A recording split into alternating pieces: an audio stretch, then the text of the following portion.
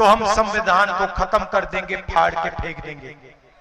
BJP के नेताओं, सपना मत देखो, आपकी सरकार नहीं आ रही है, आपकी सरकार जारी है। और मैं स्टेज से गारंटी दे रहा हूं, नरेंद्र मोदी हिंदुस्तान के प्रधानमंत्री नहीं रहेंगे, क्योंकि उन्होंने युवाओं को रोजगार नहीं दिया, अग्निवीर योजना लाए, किसानों की मदद नहीं की, जाति जनगणना पे बिल्कुल चुप हो गए। भाई और बहनों, देश में 50% पिछड़ा वर्ग है, 15% दलित, 8% आदिवासी।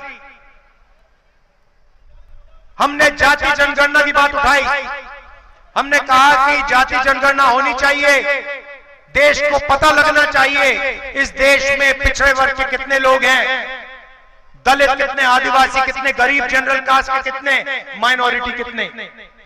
हमने यह भी कहा कि सिर्फ जाति जनगणना नहीं होनी चाहिए, आर्थिक सर्वे होना चाहिए। और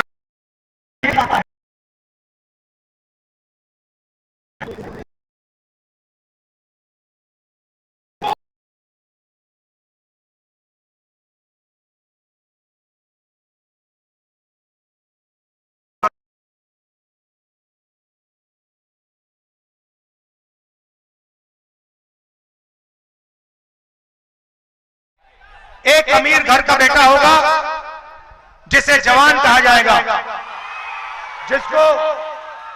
जिसको शहीद का दर्जा मिलेगा, और दूसरा गरीब घर का बेटा होगा, बिहार के किसान का बेटा होगा, जो सेना में जाएगा उसको सेना से निकाल दिया जाएगा, उसको ना पेंशन मिलेगी, ना शहीद का दर्जा मिलेगा, ना कैंटीन मिलेगी। अगर उसके साथ कुछ होता है, सरकार उसकी रक्षा नहीं करेगी। हम इस बात को नहीं मानेंगे, अग्निवीर योजना को फाड़ के कूड़ेदान में डालेंगे।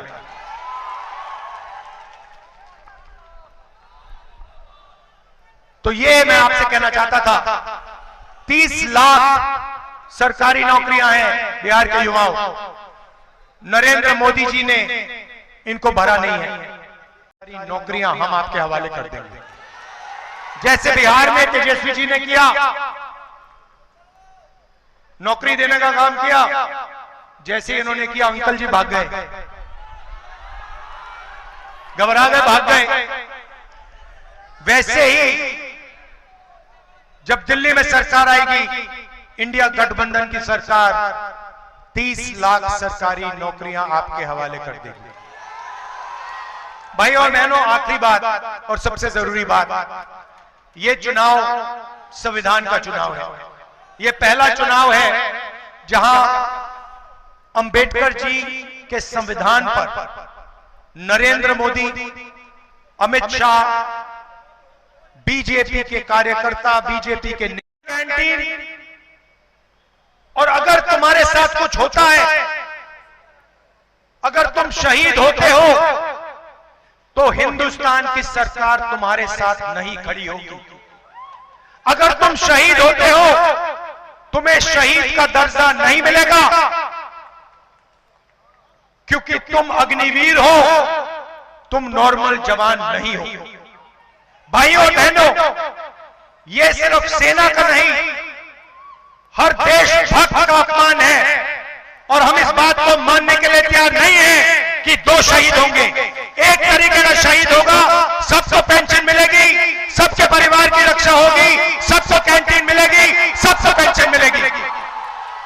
और मैं आपको आश्वासन देना चाहता हूं, और आपके माध्यम से हिंदुस्तान के हर एक जवान को, हर एक युवा को, हर एक अग्निवीर को